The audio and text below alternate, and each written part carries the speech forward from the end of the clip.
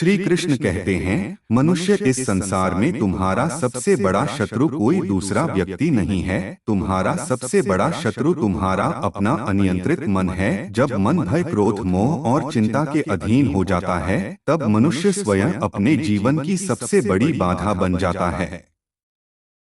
लेकिन जिस दिन तुमने अपने मन को अपना सेवक बना लिया, उसी दिन तुम्हारे जीवन की आधी समस्याएं समाप्त हो जाएंगी।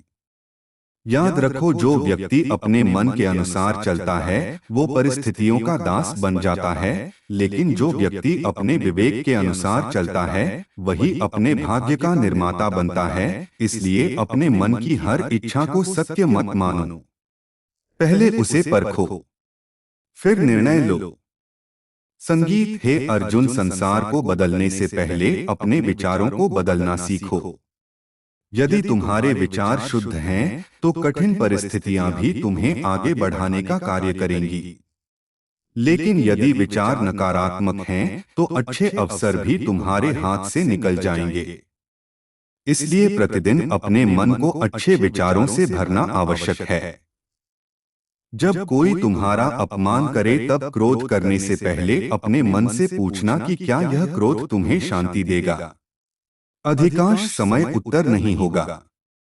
इसलिए प्रतिक्रिया देने से पहले धैर्य धारण करो। धैर्यवान व्यक्ति कभी अपने निर्णय पर पछताता नहीं।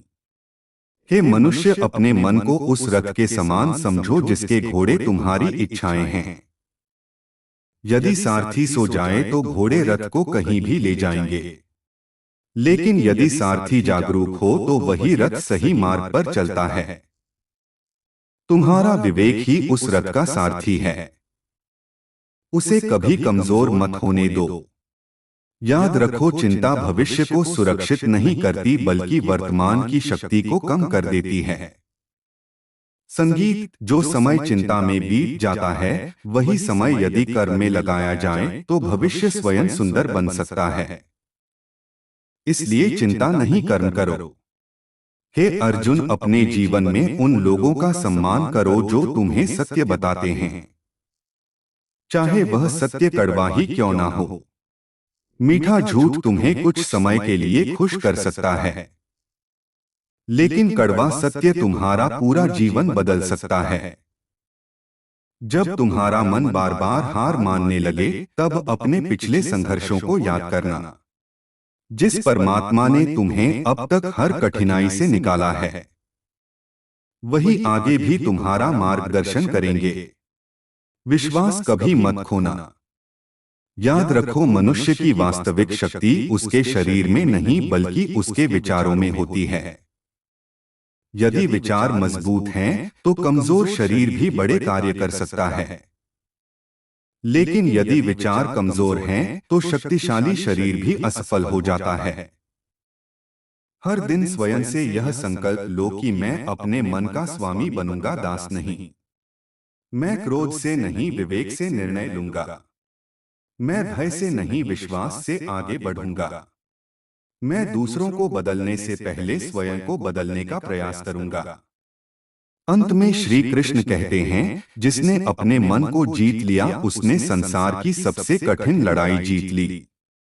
इसलिए अपने विचारों को पवित्र रखो, अपने कर्मों को श्रेष्ठ बनाओ और अपने मन को परमात्मा के चरणों में स्थिर रखकर जीवन के प्रत्येक कदम पर आगे बढ़ते रहो।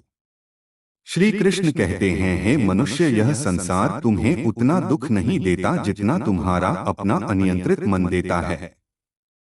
जब मन भय से भर जाता है, तब छोटी सी समस्या भी पर्वत जैसी दिखाई देती है।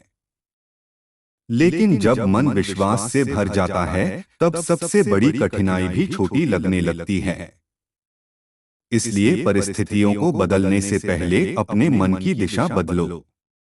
जिस दिन तुम्हारा मन तुम्हारे नियंत्रण में आ जाएगा, उसी दिन तुम्हारे संगीत जीवन में वास्तविक परिवर्तन आरंभ हो जाएगा।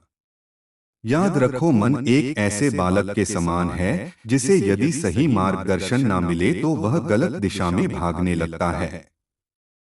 यदि तुम अपने मन को हर इच्छा पूरी करने की आदत डाल दोगे तो वह कभी संतुष्ट नहीं होगा।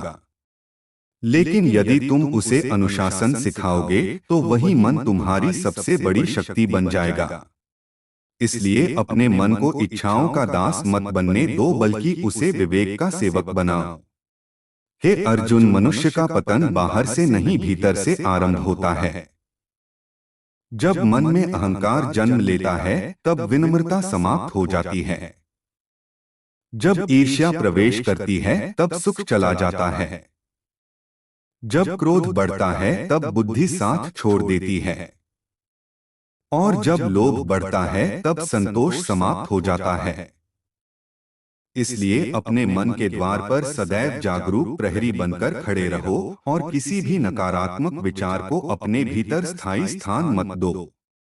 जब तुम्हें लगे कि तुम्हारा मन बार बार अतीत की घटनाओं में उलझ रहा है, तब स्वयं को यह याद दिलाओ कि बीता हुआ समय कभी लौटकर नहीं आता।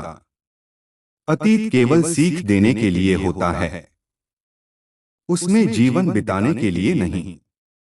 जो व्यक्ति बार बार अपने पुराने दुखों को याद करता है वह वर्तमान की खुशियों को खो देता है। इसलिए अतीत से शिक्षा लो, लेकिन अपना जीवन वर्तमान में जियो। हे मनुष्य, भविष्य की चिंता भी उतनी ही हानिकारक है जितना अतीत का पश्चाताप।